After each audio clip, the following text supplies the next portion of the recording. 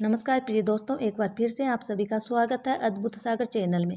प्रिय दोस्तों, प्राचीन काल समय में एक बहुत बड़ा सरोवर था। उसके तट पर एक मोर रहता था और उसके कुछ ही दूरी पर एक मोरनी भी रहती थी। एक दिन वो मोर उस मोरनी से शादी का प्रस्ताव रखता है कि हम शादी कर लेते हैं। लेकिन उस मोर के इस प्रस्ताव को सुनने के बाद मोरनी उस मोर से कहती है कि शादी तो मैं तुमसे कर लूँगी, लेकिन सबसे पहले मुझे मेरी बात का उत्तर दो कि तुम्हारे मित्र कितने हैं। मोर अपना दिमाग चलाता है और मोर सोचने लगता है कि हो सकता है यदि मैं अपने मित्रों के बारे में मोरनी को बताता हूँ तो मोरनी शादी करने से इनकार कर दे, क्योंकि हर स्त्री मर्दों के मित्रों से नफरत करती है। इसलिए हो सकता है मोरनी शादी करने से इनकार कर दे। इसी बात को सोचकर मोर मोरनी से कहता है कि मेरे कोई मित्र नहीं है और कहता है कि मैंने मेरे जीवन में कभी भी किसी को मित्र नहीं बनाया है। मोरनी इस बात को सुनने के बाद मोरनी मोर से कहती है कि यदि तुम्हारे मित्र नहीं है तो मैं तुमसे शादी नहीं कर सकती। मोरनी मोर से इनकार कर देती है, कहती है कि मैं उसी से शादी करूंगी जिनके काफ़ी सारे मित्र हो। मोरनी की इस बात को सुनने के बाद मोर सोचने लगा कि सुखपूर्वक रहने के लिए मित्र बनाना भी आवश्यक होता है। यदि मुझे इस मोरनी से शादी करना है तो मुझे मित्र बनाने बहुत ही ज़रूरी है, क्योंकि ये मोरनी उसी से शादी करेगी जिनके मित्र होंगे। अब वह मोर मित्र बनाता है। मोर एक सींग से, एक कछुए से और एक सींग के लिए शिकार का पता लगाने वाली टिटहरी से दोस्ती कर लेता है। इन तीनों से दोस्ती करने के बाद अब वापस मोरनी के पास जाता है। मोर मोरनी को समाचार सुनाता है, कहता है कि मैंने सींग, कछुए और टिटहरी से मित्रता की है। ये तीनों मेरे सच्चे मित्र हैं। मोरनी मोर की इस बात को सुनती है तो मोरनी बड़ी खुश होती है।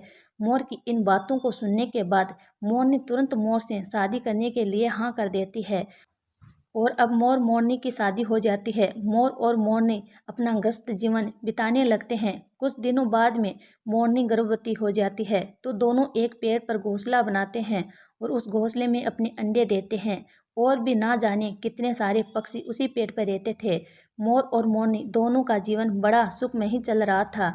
अब एक दिन एक शिकारी आता है और दिन भर उसे कहीं शिकार नहीं मिलता तो वह परेशान हो जाता है और उसी पेड़ की छाया में आकर विश्राम करने लगता है। अब धीरे धीरे उसे भूख सताने लगती है तो वह शिकारी सोचने लगता है कि भूख बड़ी तेज लग रही है, लेकिन अब किया जाए तो क्या किया जाए। दिन भर से कोई शिकार नहीं मिला। तभी उस पेड़ में से कुछ परिंदों की आवाज़ आती है।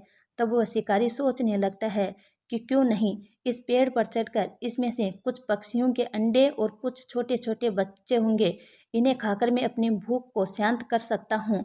यही सोचकर वह शिकारी पेड़ पर चढ़ने लगता है तो मोरनी की नज़र उस शिकारी पर पड़ती है। तो मोरनी बड़ी चिंतित हो जाती है, तुरंत अपने मोर को सूचना भिजवा देती है। मोरनी की सूचना पाते ही अब मोर तुरंत अपने मित्रों के पास जाता है और उनसे सहायता की गुहार करता है। प्रिय दोस्तों, बस फिर क्या था, टिटेरी ने जोर जोर से चिल्लाना शुरू किया। उसकी आवाज़ जैसे ही सिंह के कानों में पड़ी तो सिंह इस बात को समझ जाता है कि कोई ना कोई मेरे लिए शिकार आया है, इसलिए टिटेरी जोरदार चिल्ला रही है।